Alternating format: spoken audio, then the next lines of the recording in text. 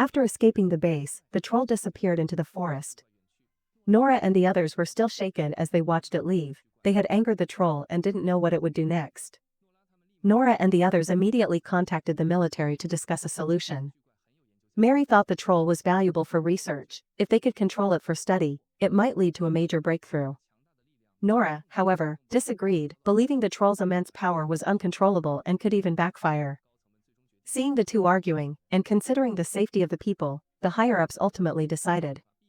Nora had hoped to avoid the war through other means, but the decision was made and she couldn't change it. After the meeting, the military quickly devised a battle plan. Since the trolls feared sunlight, they installed ultraviolet, UV, devices on the helicopters, devices that could fatally damage them. The trolls moved north through the forest. At a ski resort along their path, unaware of the danger, the tourists were dancing and singing. Suddenly, a huge hand ripped open the roof of the ski resort. Seeing the trolls appear, the tourists mistook it for 3D effects and took out their phones to take pictures. It wasn't until one tourist was snatched away by the trolls that the others realized what was happening. Chaos ensued. Some tourists managed to escape, but another huge hand awaited them. While the trolls were wreaking havoc on the ski resort, Chris and his team arrived. Both helicopters had been modified with UV lights. As they approached the trolls, they activated the UV lights. The raging trolls, when exposed to the UV lights, immediately emitted white smoke from their bodies, as if they were being burned.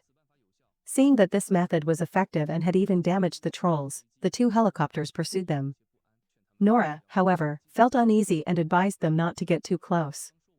Nora had barely finished speaking when the trolley ripped off the ski resort's cable car frame. As the two helicopters approached, the trolley launched a counterattack. One helicopter was hit by the trolley, lost its balance, and crashed instantly. Seeing his comrades perish, Chris calmed down. A hasty attack would likely result in the same fate. A standoff ensued. The trolls seemed to realize that helicopters equipped with ultraviolet light were not to be trifled with. Seeing that Chris and his group had stopped attacking, the troll retreated from the ski resort. The first engagement ended with the military losing one helicopter. After this incident, Nora and her group realized that a direct assault might not be the best approach. They planned to communicate with the troll to see if they could stop him from encroaching on human lands. Nora seemed to have a plan in mind.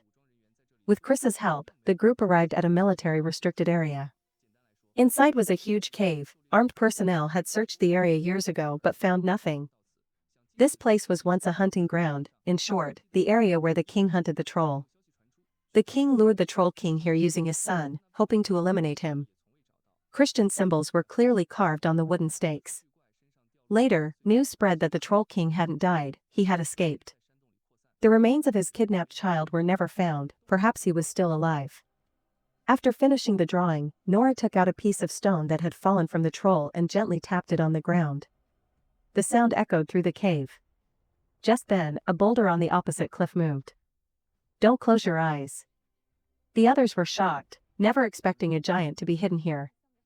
Nora seemed to have known of its existence all along. It turned out Nora had been here many times and was an old acquaintance of this giant.